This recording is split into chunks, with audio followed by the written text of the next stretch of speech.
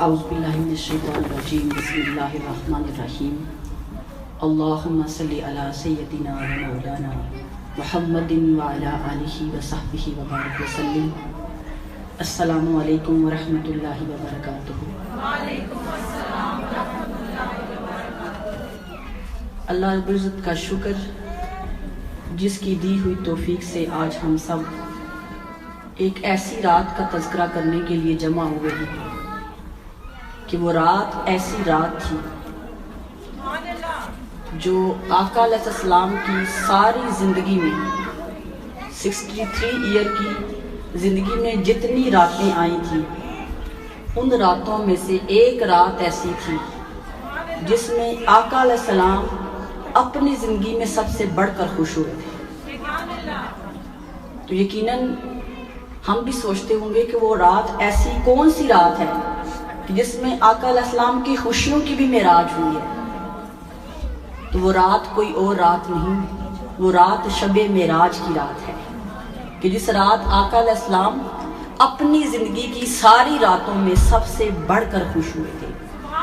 ارے کیوں نہ خوش ہوتے، کیونکہ وہ رات تو ملاقات کی رات تھی، وہ رات تو وصل کی رات تھی، اور ابھی انہوں نے کہا کہ وہ سیر تھی، اور سیر بھی ایسی کہ جہاں نہ کوئی پہلے گیا تھا، نہ گیا ہے، نہ کبھی جائے گا۔ تو ہم خوش نصیب ہیں کہ ہم اپنے نبی کی خوشیوں میں شریک ہو رہے ہیں، اور یہ امتی کا بھی ایک اعزاز ہوتا ہے، یہ ایک تعلق ہوتا ہے۔ بتائیں خوشیاں کون مناتا ہے، اپنے یا غیر؟ کسی گھر بیٹا پیدا ہو، کسی گھر بیٹی پیدا ہو، کسی کی بیٹی ڈاکٹر بن جائے، کسی کا بیٹا انجینئر بن جائے، میں مثال دے رہی ہوں، مبارکباد دینے کے لیے کون آتا ہے، اپنے یا پرائے؟ کون آتا ہے؟ اپنے۔ کیوں آتے ہیں؟ بیٹا تو کسی اور کا ہے، بیٹی کسی اور کی ہے، پھر اپنوں کا مبارکباد دینے سے ان کو کیا فائدہ ہوتا ہے؟ بتائیں۔ خوشی منانے آتے ہیں، تعلق ہوتا ہے، کوئی رشتہ ہوتا ہے، وہ رشتہ نبھانے آتے ہیں۔ اسی طرح ہم سب لوگ جو آقا علیہ السلام کی شب معراج کو جو سیلیبریٹ کرتے ہیں، جو فائرے کرتے ہیں، یہ ہم اپنے نبی کی خوشیوں میں شریک ہو کے بتا رہے ہیں کہ ہمارا ان سے کوئی تعلق ہے، ہمارا کوئی رشتہ ہے، اور جہاں تعلق ہوتا ہے وہاں نبھایا جاتا ہے۔ تو میں اپنی ٹاپک پہ سپیچ کرنے سے پہلے جو پچھلا ٹاپک تھا ہمارا، کسی کو یاد ہے کہ وہ کیا تھا؟ جی، نیت۔ ماشاءاللہ، نیت کا ٹاپک تھا، اور آج ایک نیت میں آپ سے شیئر کرنا چاہتی ہوں۔ ہمارا دین اچھی نیت پر بھی ہمیں اجر دیتا ہے، یہی بتایا تھا نا؟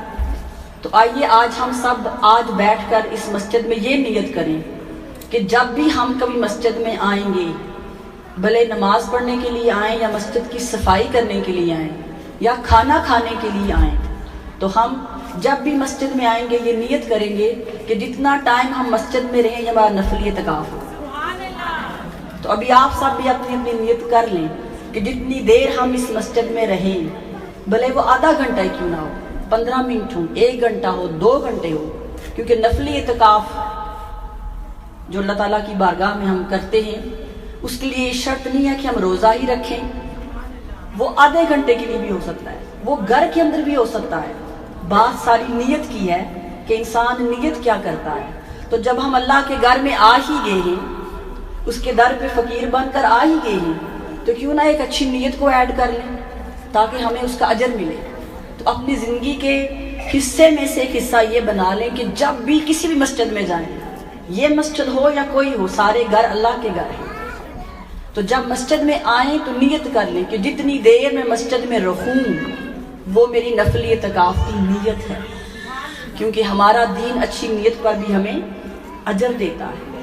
اس لیے میں نے کہا کہ اسٹارٹ میں بتا لوں تاکہ نیت اچھی ابھی سے سٹارٹ ہو اور اجر کا یہاں سے سٹارٹ ہو۔ جتنی دیر شب معراج کا تذکرہ سنیں، ساتھ نفلی اعتکاف کا اجر بھی مل جائے۔ اللہ تعالی ہم سب کو آقا علیہ السلام کے دین کی تعلیمات پر عمل کرنے کی توفیق عطا فرمائے۔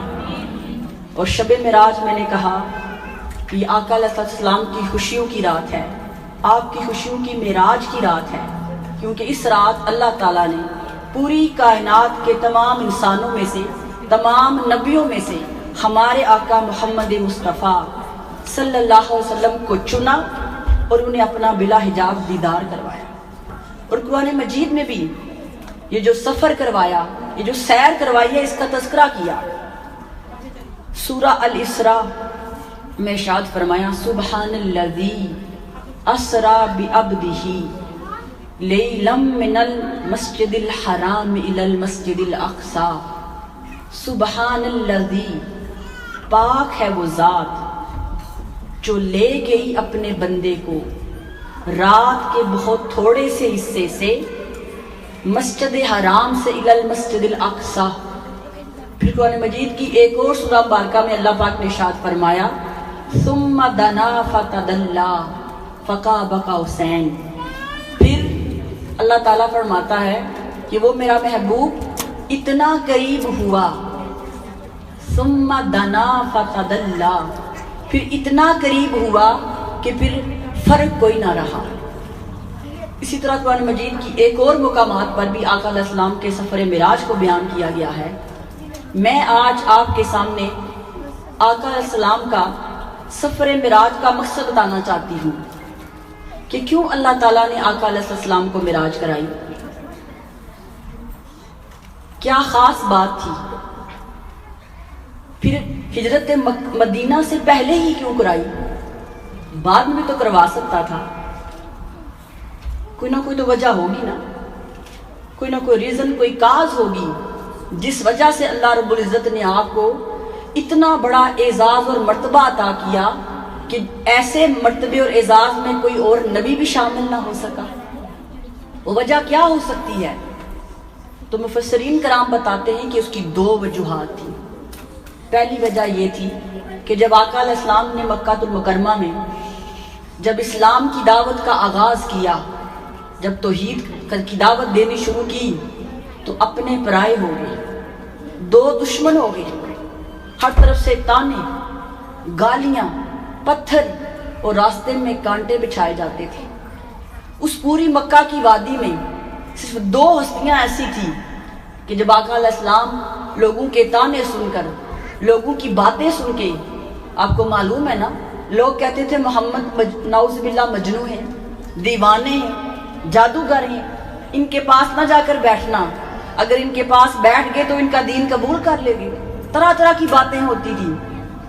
اس پوری مکہ کی وادی میں دو ہستیاں ایسی تھیں کہ جب پورا دن لوگوں کے تانے سن کر ان کے پاس آیا کرتے تھے، وہ حوصلہ دیا کرتی تھی، وہ تسلی دیا کرتی تھی۔ پھر ایک وقت ایسا بھی آیا کہ کفار مکہ نے آقا علیہ السلام کو سوشل بائیکاٹ کر لیا، اکنومیکل بائیکاٹ کر لیا، اور شیب ابی طالب دو پہاڑیوں کے درمیان ایک وادی کے اندر آپ کو بند کر دیا، کہا کہ اس سے باہر نہیں آپ آ سکتے، قریش کا کوئی ٹرائب آپ سے بات نہیں کرے گا، کھانا پینا سب کچھ بند کر دیا۔ پھر ایک وقت آپ پر ایسا بھی آیا کہ آقا علیہ السلام نے اور آپ کی فیملی نے درختوں کے پتے کھا کر گزارا کیا۔ اس فیملی میں کون تھا؟ اس میں چھوٹی سی سیدہ فاطمہ الزہرا بھی تھی، سیدنا ابو طالب بھی تھے، مولا علی بھی تھے، حضرت خدیجہ کبریٰ بھی تھی۔ یہ وہ فیملی تھی جو آقا علیہ السلام کے ساتھ صرف اللہ کے دین کی خاطر پھر درختوں کے پتے کھا کر اپنا پیٹ بھرا کرتے تھے۔ جب وہ کانٹریکٹ جو کفار نے کیا تھا ختم ہوا تو آقا علیہ السلام جب باہر آئے، چونکہ وہاں بھوکے رہ کے وہاں پر پتے کھا کر گزارا کرنے سے اسی سال سیدنا ابو طالب، وہ کندھا، وہ سہارا جو ہر مشکل میں آقا علیہ السلام کھڑا ہوتا تھا، ان کی وفات ہو گئی۔ اور پھر اسی سال حضرت سیدہ خدیجہ کبریٰ ان کی وفات ہو گئی۔ یہ دو ہستیاں ایسی تھیں، یہ دو کندھے ایسے تھے جہاں پر سر رکھ کر آقا علیہ السلام اپنا غم ہلکا کیا کرتے تھے۔ جب یہ دو ظاہری سہارے بھی دنیا سے چلے گئے تو آقا علیہ السلام پریشان رہنا شروع ہو گئے، اداس رہنا شروع ہو گئے۔ تو اللہ پاک نے پھر جبرائیل کو بھیجا اور کہا جبرائیل دیکھ، وہ ظاہری سہارے جو چلے گئے ہیں تو میرا مصطفیٰ تنہا خود کو محسوس کرتا ہے، خود کو اداس محسوس کرتا ہے۔ جا، اس وقت وہ خانہ کعبہ میں، خانہ کعبہ کے ساتھ ام ہانی کا گھر ہے، وہاں پر اداس سویا ہوا ہے۔ جبرائیل جا، اس عرش کے مہمان کو جگا کر میرے پاس لے گیا۔ ایک وجہ یہ تھی کہ آقا علیہ السلام کی فیملی کے 2 ممبرز جب ظاہری سہارے دنیا سے چلے گئے تو ملاقات کے لیے بلایا گیا۔ یہاں سے ایک میسج ملتا ہے لوگوں کہ جب بھی غم زیادہ آ جائیں، جب آزمائشیں زیادہ آ جائیں، جب کوئی اپنا پیارا ہم سے چھن جاتا ہے تو اللہ قریب ہو جاتا ہے، پھر اللہ بندے کے قریب ہو جاتا ہے، کیونکہ ایک ظاہری سہارا چھینتا ہے اور اپنا سہارا دیتا ہے۔ آزمائش جتنی بڑی ہوگی عطا اتنی بڑی ہوگی۔ آقا علیہ السلام کی آزمائش چونکہ بڑی تھی اس لیے عطا اتنی بڑی کی کہ پیغمبروں کی ہسٹری میں سے کسی کو شریک نہ کیا۔ پھر اسی سال جب وہاں سے واپس آئے شیخ ابی طالب سے تو سفر طائف کیا، اور آپ نے سنا ہے نا کہ جب طائف میں گئے تھے تو وہاں ان لوگوں نے اوباش لڑکوں کو آقا علیہ السلام کے پیچھے لگا دیا تھا جو آپ کو پتھر مارتے تھے، اور روایات میں آتا ہے کہ انہوں نے اتنے پتھر مارے تھے کہ آقا علیہ السلام کی جو پنڈلیاں تھیں ان میں سے خون بہہ بہہ کر آپ کے جوتے بھی خون سے بھر گئے تھے۔ اس تکلیف کی حالت میں بھی آقا علیہ السلام نے بد دعا نہیں دی، بلکہ جب فرشتہ آپ کے پاس آیا اس نے کہا اللہ کے رسول آپ کے پاس اختیار ہے، آپ چاہیں تو میں یہ دائیں بائیں کے پہاڑ آپس میں ملا کے ان سب کو نیست و نابود کر دوں، ختم کر دوں۔ آپ نے فرمایا مجھے رحمت للعالمین بنا کر بھیجا، میں تو دعائیں دینے کے لیے آیا ہوں، تو ابھی ان کو میری سمجھ نہیں ہے، ہو سکتا ہے کل ان کی نسل میں سے کچھ لوگ آئیں جو میرے دین کو قبول کریں۔ تو آقا اسلام نے ان کو دعا دی۔ تو یہاں سے ایک میسج ہمارے لیے یہ نکلتا ہے کہ زندگی میں جب آزمائشیں آئیں، جب اپنے دکھ دیں، اپنے تکلیفیں دیں تو انہیں بد دعا نہ دیں، کیونکہ ہم کتنی کسی کو بد دعا دے سکتے ہیں بتائیں؟ روز بھی کسی کو اگر بد دعا دیں کتنی دے سکتے ہیں؟ وہ معاملہ اللہ پہ چھوڑ دیا کریں، ان کی ہدایت کی دعا کیا کریں، کیونکہ جب ہم ان کی ہدایت کی دعا کریں گے اپنا زخم بھی کم ہوگا، اللہ کی طرف سے رحمت ملے گی۔ ہم خود ہی اپنا حساب لینا شروع کر دیتے ہیں، کسی نے ہم سے زیادتی کی، کسی نے برا کیا، تو ہم چونکہ پنجابی ہیں نا تو پنجابی کہتے ہیں کسی نے ایک ماری کو 2 مارے، ایسے ہی ہے، تو ہم کسی کو 2 ماریں گے اللہ 4 مارے گا۔ تو اس کنسپٹ کو زندگی سے نکالیں۔ اگر حضور کے امتی ہیں تو پھر آقا علیہ السلام کی سنت پر عمل کریں، تعلیمات پر عمل کریں، بدلہ نہ لیں، اللہ پہ چھوڑ دیں، اور اللہ سب سے بڑھ کر بدلہ لینے والا ہے، اللہ کسی کا حق نہیں رکھتا۔ یہ 2 واقعات آقا علیہ السلام کے سفر معراج سے پہلے ہوئے تھے کہ جب آزمائشیں، جب تنگیاں، جب غم اس حد تک بڑھ گئے تھے، تب اللہ تعالیٰ نے ان غموں کو دور کرنے کے لیے، ان آزمائشوں کو دور کرنے کے لیے، ان پریشانیوں کو ختم کرنے کے لیے آقا علیہ السلام کو اپنا دیدار کرایا۔ تو غموں میں خود کو اکیلا نہ سمجھو، تنہائیوں میں کوئی اور نہیں، وہ تو ساتھ ہے، تنہائیوں میں اس سے بات کرو، پریشانیوں میں اسے پکارو، کیونکہ ہر پریشانی وہ ختم کر سکتا ہے۔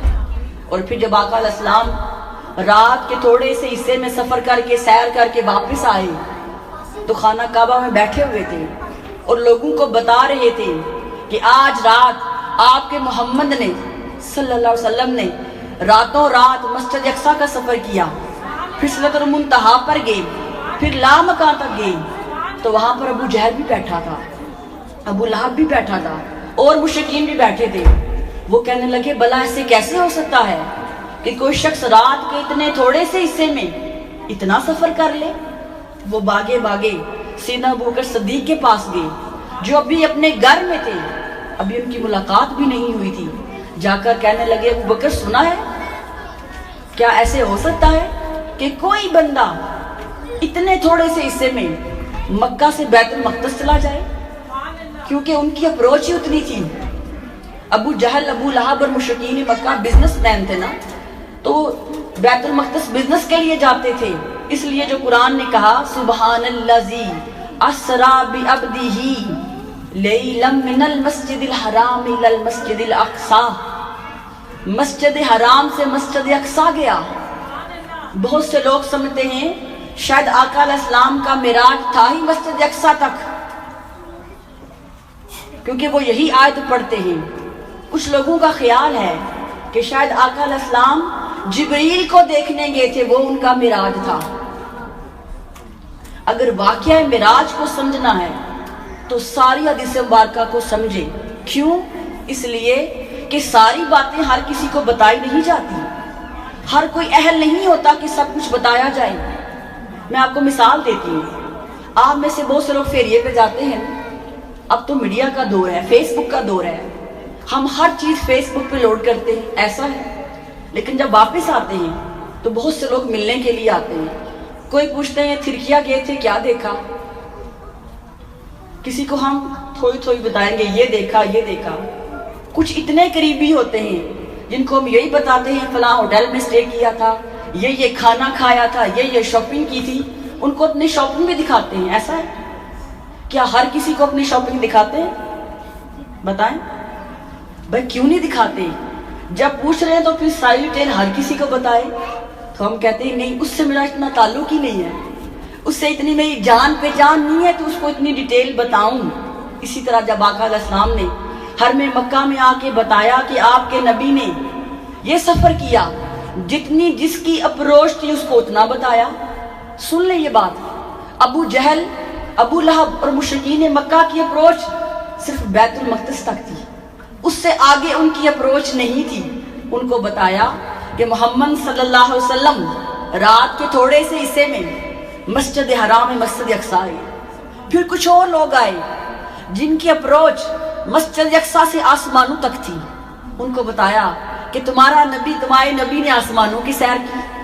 پھر کچھ لوگ ایسے آگے جنہیں فرشتوں کی خبر تھی، انہیں بتایا سدرۃ المنتہا پر آپ کے نبی سے فرشتوں نے ملاقات کی۔ اور پھر کچھ لوگ ایسے آگے جن کی اپروچ، جن کی سوچ اور فکر آسمانوں سے اوپر کی تھی، ان کو وہ حال بتا دیا۔ جب ابو بکر عمر عثمان و علی آئے، ان کو بتایا کہ ابو بکر عثمان و علی تمہارے محمد نے بلا حجاب اپنے رب کا دیدار کرا۔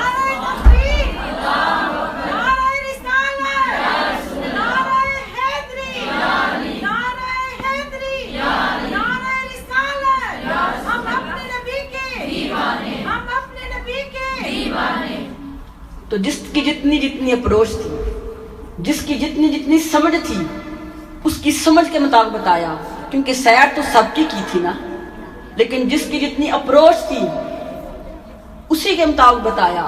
اس لیے میں نے کہا اگر واقعہ معراج کو سمجھنا چاہتے ہو، پہلی بات یہ ہے یہ عقل میں آنے والی چیز ہی نہیں ہے۔ معجزہ کہتے ہی اسے ہیں جو انسان کے اختیار میں، عقل میں، سوچ میں آ ہی نہ سکے۔ اگر وہ عقل میں آ جائے، اگر وہ سوچ میں آ جائے، انسان اسے ماپ لے تو وہ معجزہ ہی نہیں رہتا۔ کیونکہ ایک انسان کے لیے مشکل تھا، امپوسیبل تھا کہ رات کے تھوڑے سے حصے میں اتنا سفر کرنا اور واپس آ جانا۔ اس لیے اللہ نے کہا سبحان الذی، پاک ہے وہ ذات جو لے گئی۔ لوگوں تمہارے لیے امپوسیبل ہے، میرے لیے تو نہیں ہے نا۔ یہ کمیاں، یہ کمزوریاں تمہارے اندر ہیں، اگر میں بھی نہ لے جا سکوں تو رب کیسا ہوا؟ تو ہر کمی سے میں پاک ہوں، میں چاہوں تو سب کچھ کر سکتا ہوں، کیونکہ وقت بھی میرا، سورج بھی میرا، چاند بھی میرا، ستارے میرے اور مصطفیٰ بھی میرا۔ تو اللہ نے کہا کہ میں لے گیا، تو بتائیں کیا اللہ نہیں لے کے جا سکتا؟ آقا علیہ السلام نے نہیں کہا کہ میں گیا، اگر وہ کہتے کہ میں خود گیا پھر تو objection بنتا تھا کیسے گئے، کیوں گئے؟ تو اللہ نے کہا میں لے کر گیا۔ ارے جانے والے کو نہیں، لے جانے والے کو دیکھو۔ لے جانے والا کون ہے؟ اللہ، جو ہر کمی سے، ہر نقص سے، ہر عیب سے پاک ہے۔ اب یہ سلسلہ جب شروع تھا تو سیدنا صدیق اکبر اس وقت صرف ابو بکر تھے، تو ابو جہل ان کے پاس گیا اور کہا اے ابو بکر، بھلا ایسے ہو سکتا ہے کہ کوئی بندہ رات کے اتنے تھوڑے سے حصے میں بیت المقدس یہاں سے چلا جائے؟ آپ نے کہا نہیں، ایسے نہیں ہو سکتا، اس نے کہا لیکن آپ کے نبی، آپ کا دوست تو یہی کہتا ہے کہ میں رات کے تھوڑے سے حصے میں فلاں سے فلاں جگہ گیا۔ تو سیدنا صدیق اکبر نے کہا کیا انہوں نے کہا ہے؟ کہا ہاں، جا کر سن لو، وہ دیکھو کعبہ میں بیٹھے ہیں، وہ کہہ رہے ہیں کہ رات کے تھوڑے سے حصے میں گیا۔ تو سیدنا صدیق اکبر نے کہا اگر میرے مصطفیٰ نے کہا تو سچ کہا۔ ابو جہل حیران رہ گیا، کہنے لگا ابو بکر تو ابھی ان سے ملا ہی نہیں، پھر کیسے کہہ سکتے ہو سچ کہا؟ تو سیدنا صدیق اکبر نے کہا ابو جہل تو کیا جان، میں نے تو رب کو بھی ان کی زبان سے پہچانا تھا، ہمیں کیا معلوم تھا رب ایک ہے؟ ہمیں تو مصطفیٰ نے کہا خدا ایک ہے، ہم نے ایک مان لیا۔ مصطفیٰ نے کہا فرشتے ہیں، ہم نے فرشتوں کو مان لیا۔ مصطفیٰ نے کہا جبرائیل ہے تو ہم نے جبرائیل کو مان لیا۔ اس لیے مصطفیٰ جو کہتے ہیں میں ان پر یقین کر لیتا ہوں۔ ادھر سیدنا صدیق اکبر نے وہاں پر تصدیق کی، ادھر جبرائیل امین آ گئی اور کہا آقا اللہ نے پیغام بھیجا ہے کہ ابو بکر کو بولیے آقا علیہ السلام کے معراج کی تصدیق کرنے پر اللہ آپ کو صدیق کا لقب دیتا ہے۔ پہلے آپ ابو بکر تھے، اب صدیق بن گئے ہیں۔ یہ ہوتی ہے محبت، یہ ہوتا ہے اعتماد، یہ ہوتا ہے تعلق۔ جو عشق والے ہوتے ہیں نا، وہ کیوں کیا وائے اس کو نہیں دیکھتے، وہ یہ دیکھتے ہیں جس کے ساتھ ہمارا تعلق ہے وہ کیا کہہ رہا ہے۔ سوال کرنے والے کرتے رہ گئے ہیں، جو عشق والے تھے وہ بنا ملے بنا سنے ہی ان پر ایمان لے آئے تھے۔ تو اب جب آقا علیہ السلام ان کو ڈیٹیل بتا رہے تھے تو پھر جو مشرکین مکہ تھے، ابو جہل تھے، انہوں نے سوالات کرنے شروع کر دیے۔ اچھا اگر آپ نے سیر کی ہے تو بتائیں پھر کیا کیا دیکھا؟ جب سیر کرنے جاتے ہیں تو پھر دیکھنے ہی جاتے ہیں نا۔ تب آقا علیہ السلام نے فرمایا کہ جب میں براق پر تھا، براق کی رفتار اتنی تیز تھی کہ جہاں میری نگاہ پڑتی وہاں اس کا قدم پڑتا تھا۔ تو آقا علیہ السلام نے ان سے کہا کہ جب میں جا رہا تھا تو جب میرا قافلہ مقام روحہ پر، جب میری سواری مقام روحہ پر پہنچی تو میں نے ایک قافلے کو دیکھا جو مکہ سے بزنس ٹور لے کر بیت المقدس جا رہا تھا۔ میں نے دیکھا کہ ان کا ایک اونٹ گم ہو گیا تھا، وہ جو قافلے والے تھے واپس آئے تو پوچھ لینا، ان کا ایک اونٹ گم ہو گیا تھا، وہ اونٹ تلاش کر رہے تھے، اور پھر انہوں نے ایک اونٹ کے اوپر پانی کا پیالہ رکھا ہوا تھا، آقا علیہ السلام ان کو بتا رہے تھے، تو میں نے اس پیالے میں سے پانی پیا، پھر ان کو ان کا اونٹ مل گیا، انہوں نے سواری، اور پھر میں نے ان کے پاس سے گزرتے ہوئے ان کو سلام کیا، تو ان قافلے والوں نے کہا ارے یہ آواز تو محمد کی لگتی ہے۔ آقا نے فرمایا جب واپس آئے تو پوچھ لینا۔ پھر فرمایا اس کے بعد جب میری سواری مقام ذی فجا پر پہنچی تو وہاں پر میں نے دوسرا قافلہ دیکھا، اس کی نشانی یہ تھی کہ وہ جو قافلہ تھا اس کا جو سب سے فرنٹ والا اونٹ تھا اس پہ 2 لوگ سوار تھے، 2 دوست سوار تھے۔ جب واپس آئے تو پوچھ لینا کہ ایک اونٹ پر 2 بندے سوار تھے یا نہیں۔ اور فرمایا جب میری سواری اوپر سے گزری کیونکہ سپیڈ زیادہ تھی تو ان کے اونٹ کو جھٹکا لگا، وہ دونوں زمین پر گرے، ان میں سے ایک بندے کا بازو ٹوٹ گیا تھا۔ واپس آئے تو پوچھ لینا ایسا ہوا کہ نہیں ہوا۔ پھر کہا تیسرا قافلہ مجھے مقام تلوین پر ملا، ان کی نشانی یہ تھی کہ انہوں نے ایک اونٹ کے اوپر 2 بوریاں رکھی ہوئی تھی، 2 بیگ رکھے ہوئے تھے، ایک بوری بلیک لائنوں والی تھی، دوسری جو تھی وہ سفید کلر کی بوری تھی، اس کے اندر بھی لائنیں تھی اس کے اوپر۔ جب واپس آئیں تو پوچھ لینا۔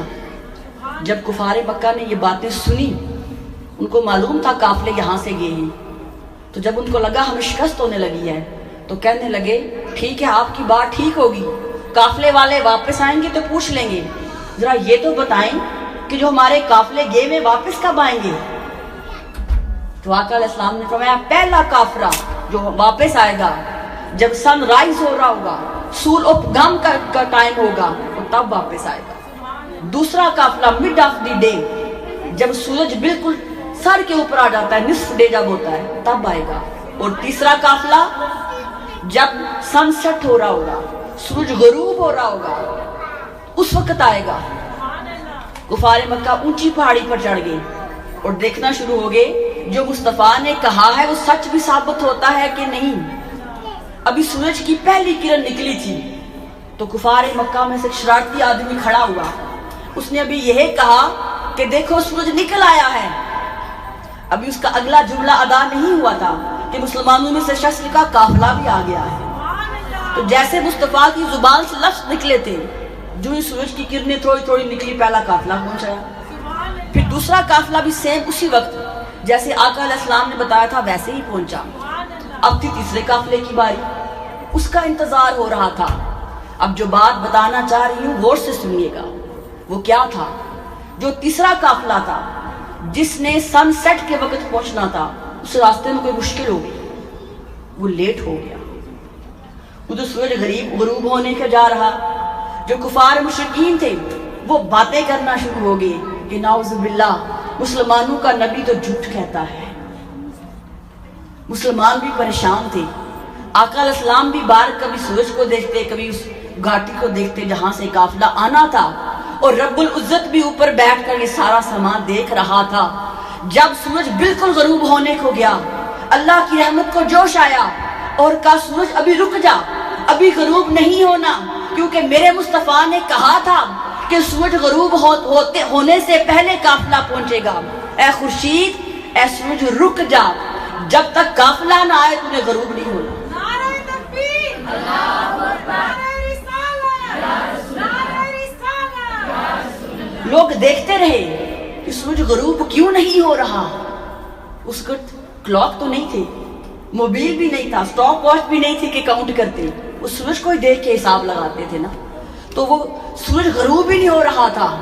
وہ انتظار کر رہے تھے اور سوچ رہے تھے کہ آج دن اتنا لمبا کیوں ہو گیا. ارے انہیں کیا معلوم تھا کہ اللہ تعالیٰ مصطفیٰ کہا موڑتا ہی نہیں، کیونکہ مصطفیٰ نے کہا تھا کہ سورج غروب ہونے سے پہلے قافلہ پہنچے گا. قافلہ لیٹ ہو گیا، مصطفیٰ کی ہاتھوں سورج کو انتظار کرنا پڑا. پھر قافلہ پہنچا. جب قافلہ مکہ کی وادی میں داخل ہوا تب سورج کو پرمیشن ملی اب اپنے گھر چلا جائے. ارے چاند ستارے بھی جن کے غلام، سورج بھی جن کا غلام، اور ہم خوش نصیب ہم ان کے امتی ہیں. یہ سب کچھ دیکھنے کے باوجود بھی کفار مکہ نے کہا یہ تو میجک ہے، یہ جادو ہے، ہم پھر بھی ایمان نہیں لاتے. تو جنہوں نے ایمان نہیں لانا ہوتا وہ سب کچھ دیکھ کر بھی نہیں لاتے.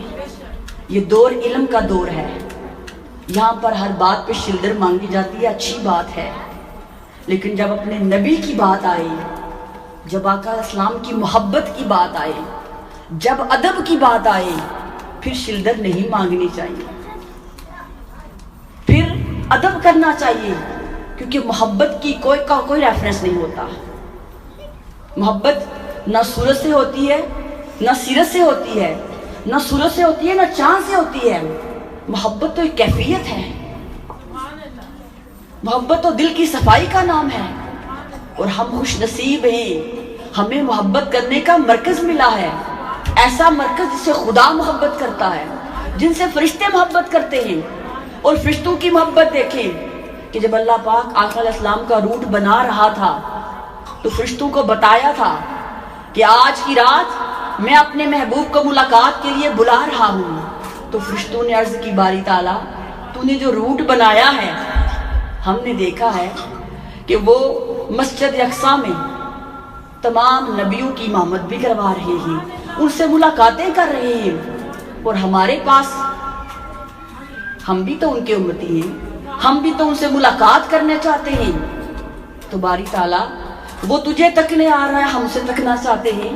تو اللہ نے کہا ٹھیک ہے، تم سدرۃ المنتہا پہ آ جانا، میں وہاں سواری چینج کروں گا، تم ملاقات کر لینا. تو فرشتوں نے عرض کی باری تعالیٰ ادھر زمین والوں کو تو نمازیں پڑھا رہے ہیں اور ہمارے پاس صرف سواری چینج کرنی ہے. تو فرشتوں کی دعا کو اللہ پاک نے قبول کیا. کہا ٹھیک ہے، تم چونکہ میرے محبوب کو دیکھنا چاہتے ہو اس لیے وقت بڑھا دیتا ہوں. سدرۃ المنتہا پہ آ جانا اور آ کر جی بھر کے دیکھ لینا. آقا نے فرمایا جب میں سدرۃ المنتہا پر پہنچا تو کیا دیکھ رہا؟ سدرۃ المنتہا پر فرشتے ہی فرشتے تھے، تحت نگاہ. اور وہ سب کس کو دیکھنے کے لیے آئے تھے؟ وہ مصطفیٰ کو دیکھنے کے لیے آئے تھے۔ اور جو لوگ کہتے ہیں کہ حضور کا معراج جبرائیل کو دیکھنا تھا، جن کو لینے کے لیے جبرائیل مکہ جا رہے ہیں، وہ سوئے ہیں خانہ کعبہ میں، جن کو اپنے لبوں سے اپنے ہونٹ مس کر کے جگا رہے ہیں، کیا ان کی زیارت کے لیے ان کو دیکھنے معراج تھا؟ جو غلام بن کر، جو سرونٹ بن کر حضور کے ساتھ مسجد حرام سے مسجد اقصیٰ بھی گئے، ساتوں آسمانوں میں بھی ساتھ تھے، اور جب سدرۃ المنتہا پہ گئے، جو اس سے آگے کا سفر سٹارٹ ہوا، حدیث کے الفاظ ہیں، اور میرے پاس ایک کتاب ہے فلسفہ معراج النبی، اس کے اندر بھی ڈیٹیل سے سارا لکھا ہوا ہے۔ تو جبرائیل امین نے کہا آقا میری حد ختم ہو گئی ہے، اگر میں چونٹی کے پر کے برابر بھی آگے گیا تو میرے پر جل جائیں گے۔ بشر بھی زمین پر رہ گیا، فرشتہ بھی پیچھے رہ گیا، لامکان کی وادیوں میں اکیلے مصطفیٰ کے تھے۔ تو تب آقا علیہ السلام نے جبرائیل امین سے پوچھا، اے جبرائیل اگر کوئی آپ کی خواہش ہے، کوئی آرزو ہے تو مجھے بتائیں، میں رب کے سامنے عرض کروں گا اور وہ ضرور پوری کرے گا۔ تو سوچئے جبرائیل کو بھی اپنی عرض بھیجنے کے لیے واسطہ مصطفیٰ کا لینا پڑا۔ تو جبرائیل امین نے عرض کی، یا رسول اللہ صلی اللہ علیہ وسلم میری ایک ہی آرزو ہے، آپ اللہ کی بارگاہ میں عرض کر دیں کہ باری تعالیٰ جب قیامت کا دن ہوگا اور میرے مصطفیٰ کی امت پل صراط سے گزر رہی ہوگی، جب ان کے پاؤں لڑکھڑا رہے ہوں گے، باری تعالیٰ مجھے اجازت دے کہ میں اپنے پر محمد کی امت کے نیچے رکھوں، تاکہ اگر وہ پل صراط سے گرے تو میرے پر پہ آ کے۔ یہ کون کہہ رہا ہے؟ یہ جبرائیل کہہ رہے ہیں، جو تمام فرشتوں کے سردار ہیں، ہر نبی کے پاس وحی لے کر جاتے ہیں۔ ان کی یہ خواہش ہے کہ اللہ تعالیٰ قیامت کے دن انہیں امت محمدی کے نیچے اپنے پر بچھانے کی اجازت دے دے۔ تو آقا علیہ السلام فرمایا جبرائیل آپ کی آرزو بھیج دوں گا اور پوری بھی رب کر دے گا۔ سوال پیدا ہوتا ہے وہ جو نوریوں کے نور ہیں انہیں کیا ضرورت پیش آئی اس آرزو کی؟ ان کو کیا ضرورت تھی؟ ان کی یہ آرزو کیوں تھی کہ امت محمدی کے، کیا اس میں تو گناہگار بھی ہوں گے، ہم سارے ہی گناہگار ہیں نا، اس میں گناہگار بھی ہوں گے، بے نمازی بھی ہوں گے، ہر طرح کے لوگ ہوں گے، اور کہاں جبرائیل اور کہاں ہم؟ اور جبرائیل کہہ رہے ہیں کہ اللہ کے نبی آپ کی امت کے پاؤں کے نیچے مجھے پر بچھانے کی اجازت مل جائے۔ ایسا کیوں ہوا ہوگا؟ یہ خواہش کیوں آئی ہے؟ یہ خواہش اس لیے آئی ہوگی کیونکہ جبریل بھی جانتے تھے اگر مصطفیٰ کو خوش کرنا ہے تو ان کی امت کو خوش کرو، اگر مصطفیٰ سے محبت کرنی ہے تو ان کی امت سے محبت کرو، کیونکہ آقا علیہ السلام کی خوشی ان کی امت سے محبت کرنے میں، اس امت کے لیے کہ جب آقا علیہ السلام عرش پر چلے گئے، لا مکان کی وادیوں میں چلے گئے، اور اگر جا کر وہاں کہہ دیتے کہ اے اللہ میں واپس نہیں جانا چاہتا، تو کیا رب واپس بھیجتا؟ بتائیں، تھوڑا اس منظر کو بھی دیکھیں، نیچے مکہ کی وادی ہے جہاں پر تانے ہی تانے ہیں، جہاں پر مشکلات ہی مشکلات ہیں، جہاں پتھر برسائے جا رہے ہیں، جہاں پر گالیاں دی جا رہی ہیں، اور ایک وہ ماحول لامکان کا جہاں صرف خدا اور فقط مصطفیٰ۔ ارے کس کا دل چاہتا ہے واپس آنے کو؟ اگر ان لمحوں میں آقا علیہ السلام کو اپنی امت کا خیال نہ ہوتا تو کہہ سکتے تھے نا کہ باری تعالیٰ تیرے وصل کی، تیرے ملاقات کی جو گھڑیاں ہیں، کیا اس سے بڑھ کر کوئی عظمت ہو سکتی ہے؟ کوئی مقام ہو سکتا ہے؟ تو باری تعالیٰ میں تو وہ مقام مل گیا ہے، اس لیے واپس جانا نہیں چاہتا، تو کیا رب واپس بھیجتا؟ لیکن آقا علیہ السلام کی امت سے محبت کو دیکھیں، سرے لامکان جا کر بھی، نور کے اندر رہ کر بھی، رب کے ساتھ ملاقات کر کے بھی ایک لمحہ اپنی امت کو نہیں بولے، بلکہ جب رب کی بارگاہ میں گئے 3 تحفے پیش کیے، کہا التحیات للہ والصلوات والطیبات۔ یہ آقا علیہ السلام نے اللہ تعالیٰ کی بارگاہ میں پیش کیا کہ باری تعالیٰ میرا جسم، میری زبان، میرا مال سب کچھ تیرے لیے ہے۔ جواب میں اللہ نے کہا السلام علیکہ ایھا النبی، اے میرے مصطفیٰ آپ پر سلام ہو۔ آقا علیہ السلام نے کہا اے باری تعالیٰ میں اکیلا نہیں، السلام علینا وعلی عباد اللہ الصالحین، باری تعالیٰ یہ سلامتی مجھے اکیلے نہیں چاہیے، میری امت بھی ہے جو عرش پر جا کر بھی ان لامکان کی وادیوں میں جا کر بھی امت کو نہیں بھولے۔ آج ہم انہی کو بھولے بیٹھے ہیں۔ آج جب ان کی ذات کی باری آتی ہے تو ہماری زبانیں گز بر لمبی ہو کے ان کے بارے میں بولتی ہیں۔ شرم آنی چاہیے ہمیں اپنے نبی کے بارے میں ایسی گفتگو کرتے ہوئے کہ جنہوں نے ہر موقع پر ہر مقام پر اپنی امت کا ساتھ دیا، اور پھر جب 50 نمازوں کا تحفہ دیا تو کیا آقا علیہ السلام کے لیے 50 پڑھنا مشکل تھی؟ بتائیں، انہیں اللہ پاک 100 بھی دیتا تو پڑھ سکتے تھے، اور اگر سوچیں اگر 50 نمازیں فرض ہو جاتی تو پھر پورا دن ہم تو نمازیں ہی پڑھتے رہتے نا 50، نہ جاب کر سکتے تھے، نہ اسکول جا سکتے، نہ کالج، نہ پھر یہ کچھ بھی نہیں کر سکتے تھے۔ پھر صبح شروع ہوتے اور رات تک 50 پڑھنی پڑتی تھی۔ ارے یہ بھی احسان مصطفیٰ کا ہے کہ 50 سے 5 پر لے کر آئے، کیونکہ مصطفیٰ کے لیے پڑھنی مشکل نہیں تھی، ہم سے تو 5 پڑھنی مشکل ہوتی ہے، اگر 50 ہوتی تو کیا کرتے؟ تو یہ حضور کا احسان ہے۔ اور نماز ایسا تحفہ ملا، جتنی بھی عبادات آپ دیکھتے ہیں، حج ہے، روزہ ہے، زکوٰۃ ہے، صدقات ہے، یہ سب زمین پر آئے ہیں۔ ایسے ہی ایک تحفہ ایسا تھا جو آسمانی تحفہ ہے، وہ ہے نماز۔ کیونکہ جب آقا علیہ السلام نے وہاں سے جب واپس آ رہے تھے تو کہا باری تعالیٰ کہ میں نے تو تجھے دیکھ لیا، کیا میری امت تو نہیں دیکھ سکتی؟ لیکن تو خود کہتا ہے کہ جو کچھ مجھے عطا ہوتا ہے اس کا فیض میری امت کو ملتا ہے، تو نے کہا میرے سوا کوئی وہاں آ نہیں سکتا، تو پھر میری امت اس فیض سے محروم رہ جائے گی جو فیض تو نے لامکان پہ بلا کے مجھے دیا ہے۔ کہا محبوب پریشان کیوں ہوتے ہو، میں ایسا تحفہ دوں گا، وہ رہیں گے فرش پر، جب وہ سجدہ کریں گے وہ لذت جو میں نے آپ کو شب معراج لامکان کی وادیوں میں تنہائیوں میں دی تھی، تیرا کوئی بھی امتی جب فرش پر سجدہ کرے گا اسے لذت عرش والی دوں گا۔ امت کا حصہ نماز میں رکھ دیا۔ نماز امت کی معراج ہے، مصطفیٰ کی معراج عرش پر جانا تھا، لامکان کی وادیوں میں ملاقات کرنا تھا، اور امت کی معراج نماز ہے۔ اس لیے حدیث ہے نا، الصلاۃ، نماز مومن کی معراج ہے۔ یہ راز ہے نماز میں کہ اگر اس لذت کو پانا چاہتے ہو، اس کیفیت کو محسوس کرنا چاہتے ہو جو مصطفیٰ کو ملی، تو پھر نماز کو اپناؤ۔ کیونکہ بندہ جب سجدہ میں جاتا ہے، جب سرگوشی کرتا ہے، جب سبحان ربی الاعلیٰ کہتا ہے تو کیا کیفیت آتی ہے؟ جتنا سجدے میں جھکتا جاتا ہے اتنا تعلق اوپر والے سے مضبوط ہو جاتا ہے۔ تو شب معراج کا تحفہ نماز ہے۔ نماز مومن کی پہچان ہے۔ جو شخص نماز میں کوتاہی کرتا ہے، سستی کرتا ہے، وہ یہ سوچ لے کہ کل قیامت کے دن میں کس منہ سے اپنے مصطفیٰ کے سامنے جاؤں گی، کس منہ سے اللہ کے سامنے جاؤں گی، کہ جس نبی نے اس لامکان کی لذتوں اور کیفیتوں کو بھی ہمیں ساتھ شامل کیا کہ میری امت محروم نہ رہ جائے، ان لذتوں اور کیفیتوں میں شامل کرنے کے لیے نماز۔ ورنہ اگر کیا اللہ کو ہماری عبادتوں کی ضرورت ہے؟ بتائیں، کیا اللہ تعالیٰ ہماری عبادتوں کی وجہ سے رب بنا ہے؟ سن لیں، اگر پوری دنیا میں سے کوئی ایک شخص بھی عبادت نہ کرے تو اللہ تعالیٰ کی توحید میں، اس کے فضل میں، انعام میں ایک نقطے کے برابر بھی کمی نہیں آئے گی۔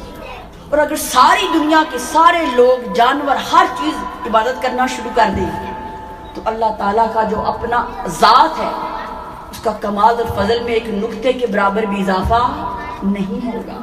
وہ ان چیزوں سے پاک ہے۔ عبادت کی ضرورت تو ہمیں ہے، ہم اس کے محتاج ہیں۔ اس لیے اپنی زندگی کا یہ معمول بنائیں۔ آج ایک نیت کی ہے نا نفلی اعتکاف کی، ایک نیت یہاں بیٹھ کر اور کر لیں کہ کچھ بھی ہو جائے ہم نماز نہیں چھوڑیں گے۔ یہ نیت کر کے جائیں اللہ کے گھر میں، کیونکہ نیت کریں تو عمل ہوتا ہے نا۔ اگر نیت ہی نہیں کریں گے تو عمل کیسی ہوگی؟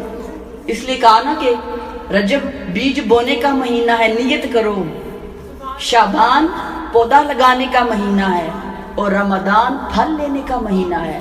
مطلب کا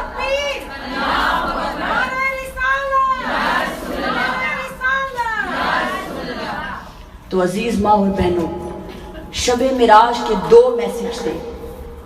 ایک میسج ہے نماز اور دوسرا ہے امت کی بلائی. حضور کی امت کے لیے ایفرٹس کرنا، حضور کی امت کے لیے، آقا صلی اللہ علیہ وسلم کی امت کی بلائی کے لیے، ان کے خیر کے لیے کام کرنا، جس کی ایک شکل آپ یہاں پہ دیکھ رہی ہیں. مسلم سینٹر فیوسط یہ جو خواتین کے لیے، بچوں کے لیے یہ جو پروگرام ارینج کرتے ہیں، آپ نے کبھی سوچا ان کو کیا فائدہ ہے؟ اگر یہ پروگرام ارینج نہیں کریں گے ان کو کیا نقصان ہے؟ کچھ بھی نہیں. یہ صرف جتنی بھی مسجدیں، منہاج القرآن ہے، غوثیہ ہے، یہ سب آقا علیہ السلام کی امت کی بلائی کے لیے، ان کی خیر کے لیے پروگرام ارینج کرتے ہیں. کیونکہ آقا علیہ السلام کی خوشی ان کی امت کی خوشی میں ہے. آپ پیر کرم شاہ الرضی صاحب کو دیکھ لیں، آپ داتا گھن بخش کو دیکھ لیں، آپ گنج شکر کو دیکھ لیں، ان کی ساری زندگیاں دیکھ لیں، کس کے لیے تھی؟ حضور کی امت کی خوشی کے لیے تھی. آپ ڈاکٹر صاحب کو دیکھ لیں، جنہوں نے اتنی کتابیں لکھی، اپنی زندگی وقف کی، اللہ کی عبادت ہی کرنی تھی نا. اکیلے کسی جنگل میں چلے جاتے، اللہ اللہ کرتے، یا اللہ نے نہیں ماننا تھا؟ بتائیں، اگر اللہ کو منانا مقصد ہے تو اکیلے چلے جائیں کسی جنگل میں، کسی مسجد میں بیٹھ جائیں اور اللہ اللہ کریں، اللہ تو پھر بھی راضی ہو جائے گا نا. تو پھر کیوں اتنی ایفرٹ کی جا رہی ہے؟ کیوں دن رات؟ حضور شیخ الاسلام نے اپنی ساری زندگی اس امت کے لیے وقف کی ہے. اتنی کتابیں لکھ دی ہیں، ہمیں تو ان کے نام بھی نہیں آتے. میں ایک مثال دے رہی ہوں، پوری دنیا میں منہاج القرآن کے 100 سینٹرز بنائے ہیں. اتنی ایفرٹ کیوں؟ کیا نام کے لیے؟ نام تو کسی اور طریقے سے بھی کمایا جا سکتا ہے. ارے لوگوں، یہ سب جانتے تھے کہ اللہ کو راضی کریں گے عبادت کے ذریعے، اور مصطفیٰ کو راضی کریں گے ان کی امت کی خدمت کر کے. جتنا مصطفیٰ کی امت کی خدمت کرو گے اتنا مصطفیٰ خوش ہوں گے. تو یہ ادارے، یہ کتابیں، یہ میلاد، یہ محافل، ان سب کا مقصد مصطفیٰ کی امت کی خدمت ہے. طریقہ ڈیفرنٹ ہو سکتا ہے، راستہ چھوٹا لمبا ہو سکتا ہے، لیکن پرپس یہی ہے کہ مصطفیٰ کی امت کو سروس پرووائڈ کی جائے. مصطفیٰ کی امت کے جو ینگ ہیں، جو اگلی جنریشن آئی ہے، ان کے دین کو بچایا جائے، ان کے ایمان کو بچایا جائے. لیکن اگر ہم سمجھے نا کہ ہم اکیلے اپنے بچوں کا ایمان محفوظ کر لیں گے تو یہ بہت مشکل ہے.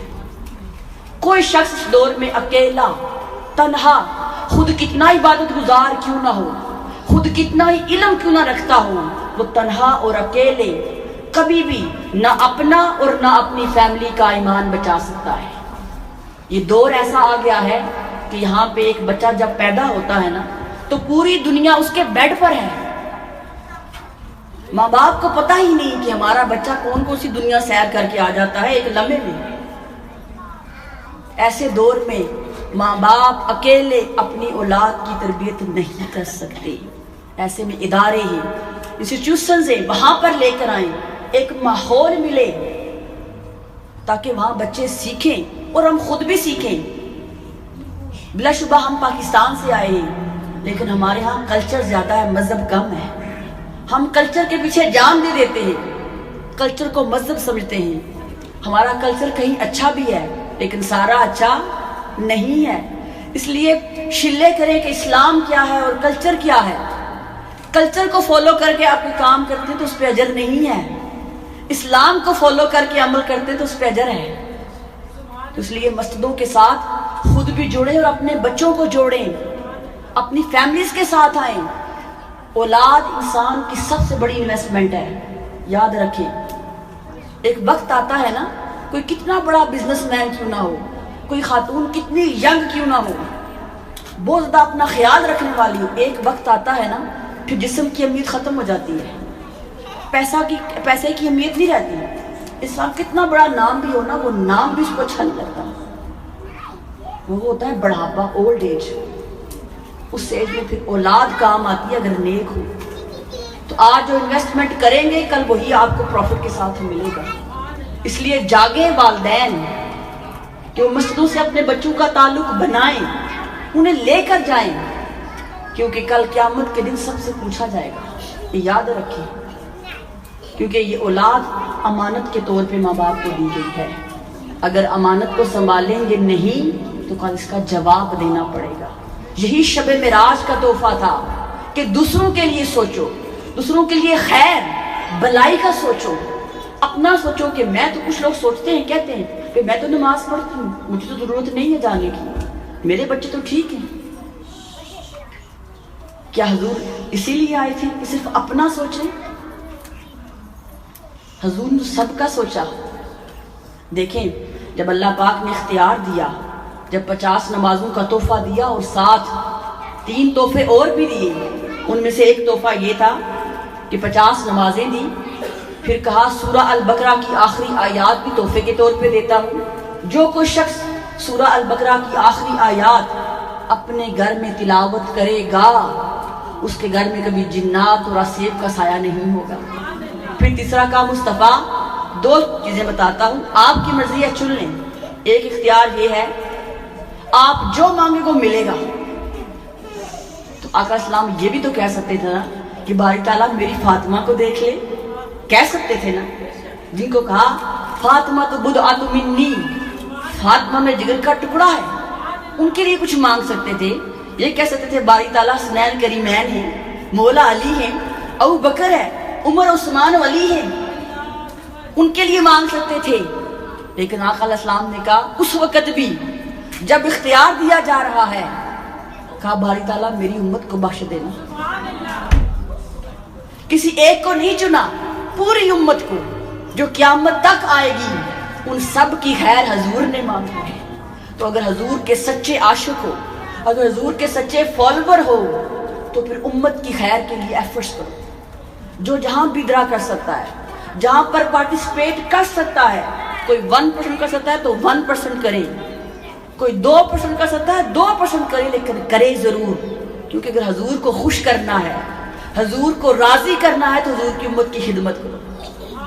وہ ایجوکیشن کے تھرو, ٹریننگ کے تھرو, اداروں کے تھرو ہر کوئی اپنا اپنا حصہ ضرور ڈالیں, تاکہ جب ہم آقا علیہ السلام کی بارگاہ میں کل جائیں, جانا تو ہے نا, بتائیں ہم میں سے کوئی ایسا ہے جو کہ میں نے نہیں جانا؟ ارے ہم نہ جائیں وہ لے جائے گا.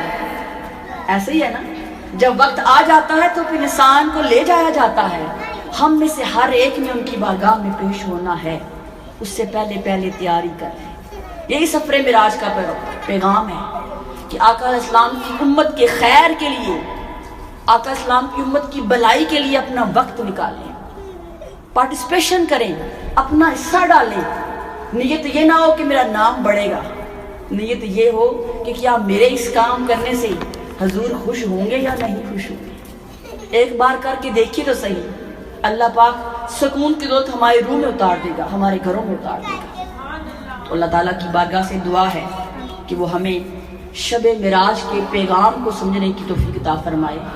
جس مقصد کے لیے اللہ رب العزت نے آقا علیہ السلام کو معراج کروایا, وہ مقصد آقا علیہ السلام کو عطا کرنا تھا, اور اس عطا کو آقا علیہ السلام نے تقسیم کیا پوری امت میں. اللہ تعالیٰ ہمیں آقا علیہ السلام کی امت کی خیر بلائی اور نفع کے لیے اپنی پارٹیسپیشن اور ایفرٹس ادا کرنے کی توفیق عطا فرمائے. بار دیگر آپ سب کو مبارکباد دوں گی کہ آپ سب کافی دیر سے آئے یہاں پہ بیٹھے. اللہ تعالیٰ آپ سب کا آنا بیٹھنا اپنی بارگاہ میں قبول فرمائے. اور آج جب ہم گھروں میں جائیں ایک نئی سوچ, ایک نیا جذبہ, ایک نئی نیت لے کر جائیں. اللہ تعالیٰ ہم سب کا حامی ناصر ہو. جزاک اللہ خیر.